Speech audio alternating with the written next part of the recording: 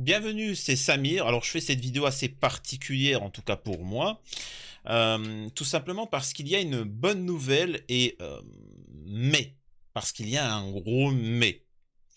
En effet, l'ONU a voté une résolution pour un cessez-le-feu à Gaza. Vous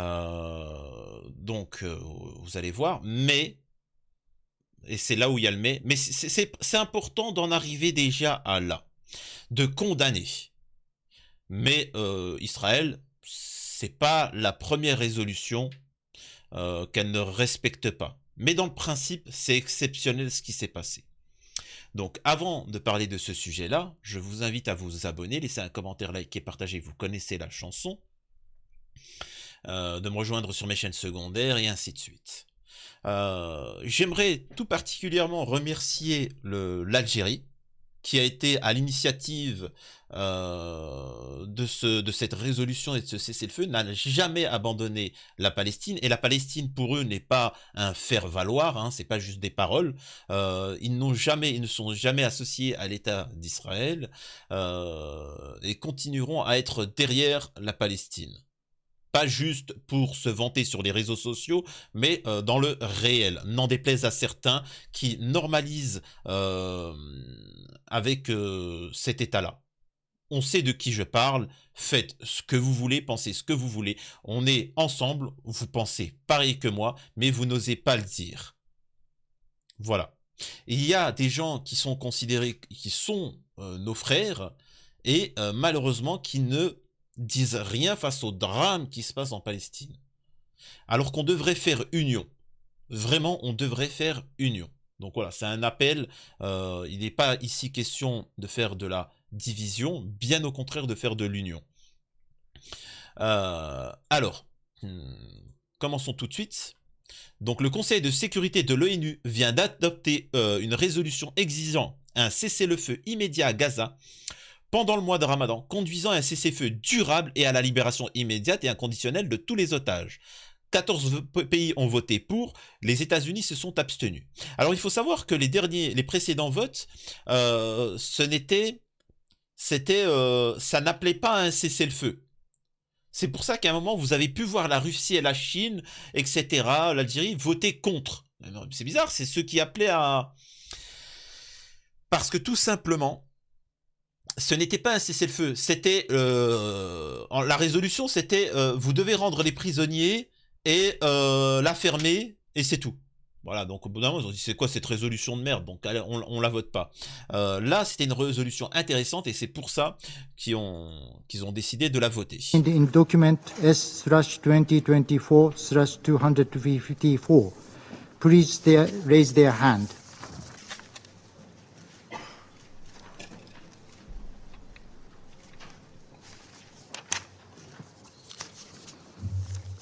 Ils votent tous pour. Et il n'y en a qu'un qui s'abstient. Enfin, qui, voilà, pas contre. Abstention.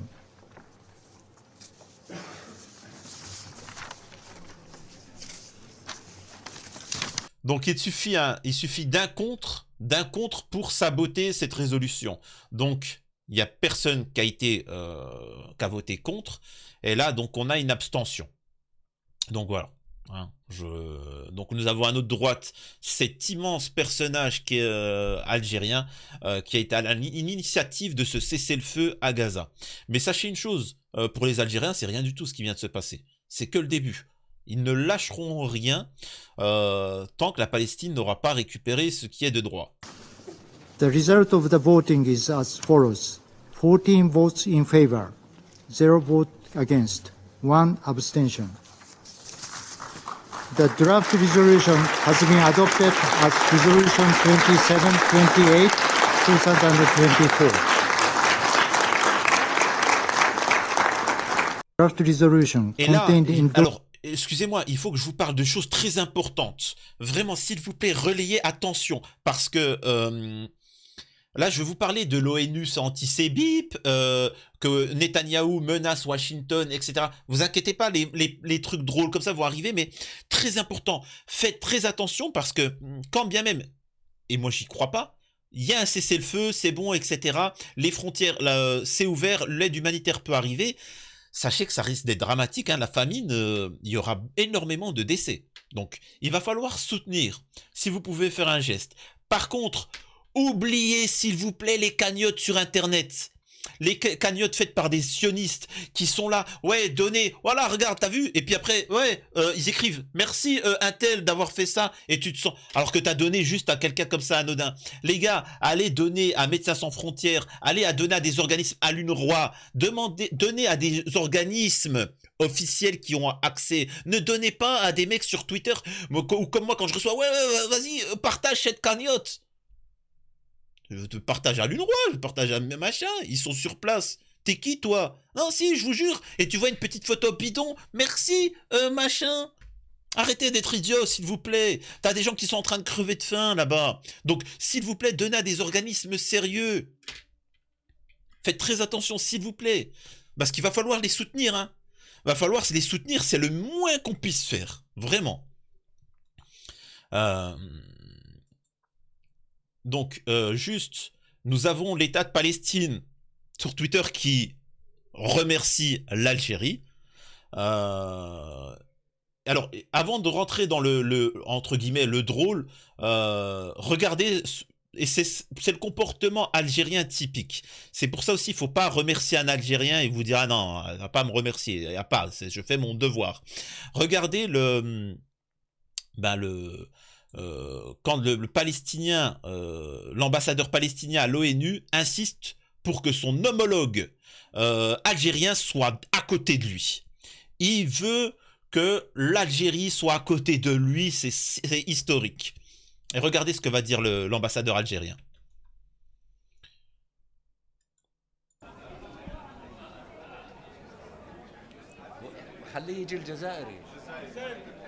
Attendez. Est-ce que je vous montre l'autre truc?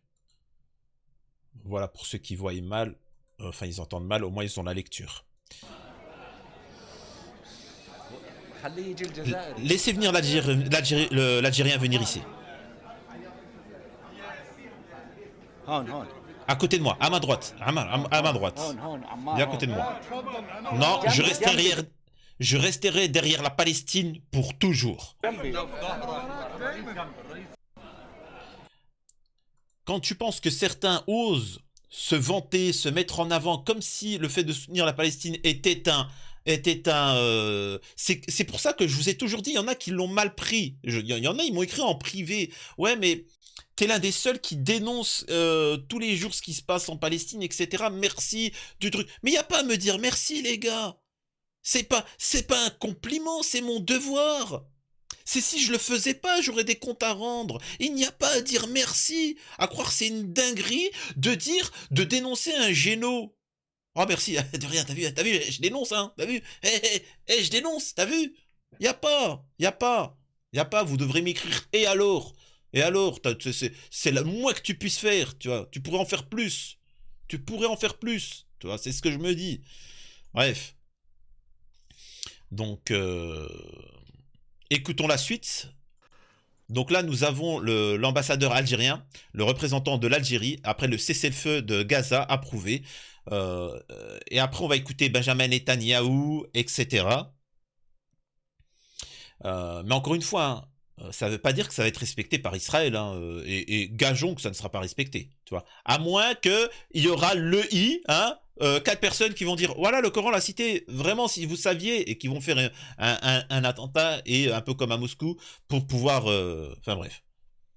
Et derrière, pourquoi, ça je vais vous le dire après, pourquoi les États-Unis ont voté, se sont abstenus?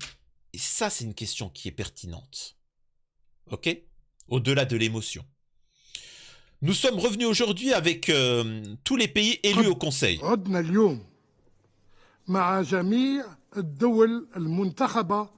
adresser un message clair adressé au peuple palestinien.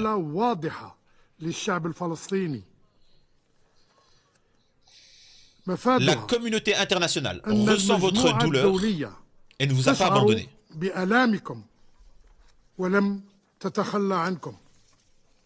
Monsieur le Président, l'adoption de la résolution aujourd'hui n'est que le début ما هو إلا بداية de la réalisation des espoirs du peuple نحو palestinien. تحقيق آمال الشعب الفلسطيني. Là, ce qu'il est en train de dire, c'est les gars, ça, c'est rien du tout, c'est que le début. C'est que le début. Nous, on continue. Notre combat, c'est pas qu'il y a un cessez-le-feu. Hein. Après, on retourne manger. Non, non, non. Notre combat, c'est jusqu'à que la Palestine sera libre. C'est ça, tu vois. ونتطلع Nous attendons avec impatience l'engagement بالتزام المحتل de الإسرائيلي l'occupant israélien à respecter cette décision.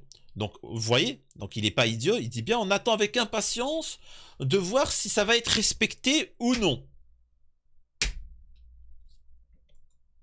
هذا القرار يتوقف Que les القتل massacres cessent immédiatement et sans فوراً. condition. ومن دون شروط Et que les souffrances du peuple palestinien Enfin. soient soulagées. المعاناة عن الشعب الفلسطيني. Incroyable, mais vraiment incroyable, c'est juste de la folie. Là, nous avons Netanyahou qui s'exprime, hein, le Premier ministre israélien Benjamin Netanyahou menace les États-Unis. J'annulerai la visite de la délégation israélienne à Washington si les États-Unis n'opposent pas leur veto à une résolution du Conseil de sécurité de l'ONU appelant à un cessez-le-feu à Gaza. Donc moi, je vous pose la question. C'est quoi Israël pour menacer le monde entier comme ça? C'est quoi ce pays qui est capable de mettre à l'amende tous les pays du monde? Parce que c'est le cas, hein, tu vois. Pose la question. Ils n'ont pas une armée très forte, tu vois. Économiquement, ils vivent sous perfusion, hein. Ils n'ont pas d'économie. Ils sont sur perfusion, ils vivent sur les aides des Français, des Américains, tout ça. Oui, vous sachez que c'est vous qui... Tu vois. Donc moi, je pose la question, pourquoi les États-Unis, à ce moment-là, ont décidé de de reculer un petit peu? Je vais vous dire, selon moi, je pense que le monde est sur un point de bascule. Je pense qu'ils ont peur. Avec ce qui s'est passé, alors c'est ma théorie, je pense que Poutine ne rigole plus. Je pense que Vladimir Poutine ne rigole plus. Il ne veut plus rigoler. Après ce qui s'est passé avec le drame qui s'est passé à Crocus City Hall, à Moscou, la propagande occidentale a voulu dire que c'était des musulmans. Voilà, a cité le Coran lié au Hamas. Donc Poutine, il a dit là, je suis désolé, je peux pas rigoler, là ça va trop loin. Donc là, il va régler le problème ukrainien. C'est bon, là, d'ici quelques semaines, quand il va faire un peu plus chaud, que les terres vont être accessibles aux chars, etc., il va envoyer la sauce. Ils vont pas se précipiter, mais vous inquiétez pas qu'ils vont faire ce qu'il faut faire à l'Ukraine. Le monde, vraiment, ça va changer de tournure. Je pense que les États-Unis, ils ont peur. Et les États-Unis ont peur aussi que Poutine, la Russie, décide d'attaquer les véritables responsables de ce qui s'est passé à Moscou. Donc, ce que je veux dire, c'est que les États-Unis, l'Europe et un autre pays peuvent être en panique. Donc, ils se disent, on a d'autres chats à fouetter que de s'occuper de faire un géno sur des peuples, des citoyens comme ça, palestiniens. On a d'autres chats à fouetter, là, Poutine, il rigole plus. Donc, à mon avis, je pense que c'est lié, tu vois. C'est lié, vraiment. On va voir ce qu'il en est. Est-ce que Israël va respecter ou non? Ça, c'est encore autre chose. Et donc, on poursuit. Alors, on pourrait en rire hein, s'il n'y avait pas un géno. Le chef de la diplomatie d'Israël qualifie l'ONU d'organisation anti-Bip. Le ministre israélien des Affaires étrangères, Israël Katz, a qualifié sur Twitter, samedi 23 mars, les Nations Unies, l'ONU, d'organisation anti-Bip et anti-israélienne. Après la visite au bord de la bande de Gaza du secrétaire général Antonio Guterres, qui a appelé à un cessez-le-feu humanitaire immédiat. Sous son leadership, l'ONU est devenue une organisation anti-Bip qui abrite et encourage le terreau. Écrit sur son compte X Israël Katz, ajoutant qu'Antonio Guterres est venu aujourd'hui du côté égyptien du passage de Rafah et a blâmé Israël pour la situation humanitaire à Gaza. Après, encore une fois, tout le monde n'a pas les mêmes valeurs humanitaires, n'a pas la même conscience des autres. Moi, par exemple, le Palestinien, il considère les êtres humains, le Français comme un être humain, tu vois. Le Français considère le Sénégalais comme un être humain. Le Russe considère l'Égyptien comme un être humain, l'Américain comme un être humain, même s'ils sont en tension. Le Russe considère les Ukrainiens comme des êtres humains. Les Ukrainiens considèrent les Russes comme des êtres humains. Mais parfois, il y a des groupes de personnes qui considèrent les autres comme des êtres inférieurs et qui sont que bons à être esclavagisés. Voilà. Voilà. Chacun juge ce qu'il a envie de juger. Chacun pense ce qu'il a envie de penser. Il s'agit maintenant de faire respecter le droit international et auquel cas faire des sanctions contre Israël et idéalement même faire respecter par la force les choses. Et là, pour rigoler sur la fin de la vidéo, la déclaration de Nicolas Rivière, représentant permanent de la France auprès des Nations Unies. Allez, on rigole après l'adoption de la résolution exigeant un cessez-le-feu immédiat à Gaza. Monsieur le Allez, on Président, rigole. la France se félicite de l'adoption de la résolution 27-28. Plus de 5 mois après le début de la crise à Gaza, provoquée par le terrorisme du Hamas, il était temps que le Conseil de sécurité puisse enfin agir. Il était temps qu'il établisse un cessez-le-feu. Il était temps qu'il exige la libération des otages. Il était temps qu'il réclame un accès humanitaire complet et une aide massive alors que la famine sévit à Gaza. Ouais, il était temps. L'adoption de cette résolution... Bah, en fait, vous avez quand même soutenu l'État d'Israël inconditionnellement. Vous avez dit qu'ils avaient le droit de se venger. Donc n'ayez pas peur. Hey, la France, faut pas avoir peur. Vous avez peur de quoi? On a le droit de se venger, oui ou non? Les Palestiniens ont le droit de se venger, les Israéliens ont le droit de se venger. Je sais pas, ça vous dérangeait pas. Et maintenant, disons qu'il se passe un événement particulier en Russie où Poutine dit qu'il va choper tous les responsables et qu'il se vengera. Et là, je sais pas, bizarrement, tous se libèrent. Tous se libèrent. Non, faut plus se venger finalement. Et Poutine, faut pas se venger. Ah, vous avez joué à un jeu, faut l'assumer. Vous avez placé des règles, un truc de non-règle, et ben il n'y a pas de règle. Et ben voilà, faut assumer. montre que le Conseil de sécurité peut encore agir quand tous ses membres font les efforts nécessaires pour qu'il puisse remplir son mandat. Je tiens à cet égard à saluer personnellement le rôle de la représentante permanente des États-Unis. Le silence du Conseil de sécurité sur Gaza devenait assourdissant. Il est temps qu'il puisse enfin contribuer à une sortie de crise. Celle-ci n'est pas terminée, hélas, et notre Conseil va devoir rester mobilisé et immédiatement se remettre à la tâche. Il va devoir, après le Ramadan, qui se termine dans 2 semaines, établir un cessez-le-feu permanent. Il lui faudra œuvrer au relèvement et à la stabilisation de Gaza. Enfin et surtout, le Conseil de sécurité aura à remettre un processus politique sur les rails visant à l'établissement de la solution des 2 États, la seule à même de garantir la paix. Notre Conseil ne pourra naturellement se substituer aux partis. Donc là, il est en train de dire que sans l'accord d'Israël, mais il y aura pas, les gars, ça ira jusqu'au bout. Israël ne cédera rien, et voilà. Mais bon, après, moi, je vous le dis, hein, si on peut s'éviter des souffrances, c'est tant mieux. Sinon, ça me gêne. Et malheureusement pour Israël et les sionistes, j'espère que vous avez bien calculé votre coût, parce que le monde maintenant a vu ce que c'était Israël, bien que beaucoup savaient déjà ce qu'il en était, aussi que les satellites, tous ceux qui soutiennent le sionisme à la télé française, le système politico-médiatique, etc., les dissidents, j'espère que vous avez fait bien votre coup, hein. Parce que l'Occident est en train de s'effondrer, elle n'aura plus les moyens de perfuser Israël, ils n'auront plus d'argent pour vivre, sachez-le, ils ne produisent rien. C'est juste la vida loca là-bas. Ils ne produisent rien. Attention, hein. Attention.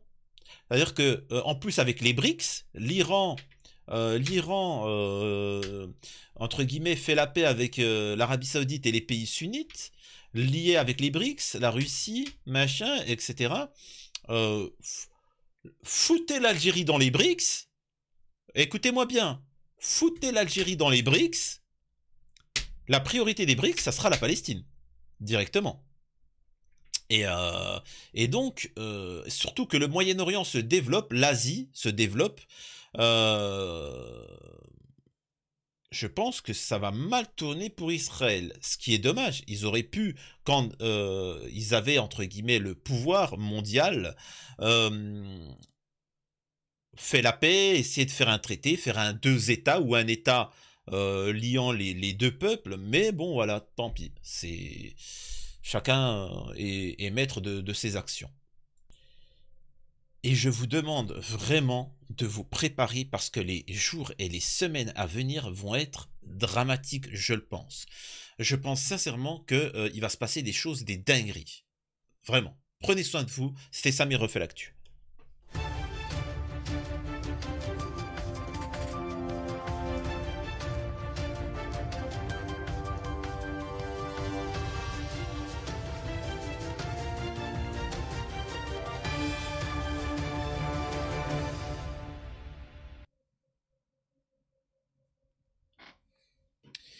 Enfin bon, encore une fois, hein, c'est vraiment, il faut relativiser hein, ce vote parce que il faut savoir que c'est le pays qui a le plus de résolutions contre lui et ça n'a jamais empêché de continuer ses exactions, sa colonisation, l'apartheid, etc. Donc, mais c'est sur le principe. Au moins, c'est ce qu'on demande. Par exemple, au niveau des personnalités médiatiques en France, etc., on ne demande pas de changer la donne, mais au moins de dénoncer. C'est la moindre des choses que de faire ça. Si tu n'as pas la capacité de le faire avec ta main, au moins fais-le avec ta bouche, tu vois, d'empêcher un drame. Prenez soin de vous.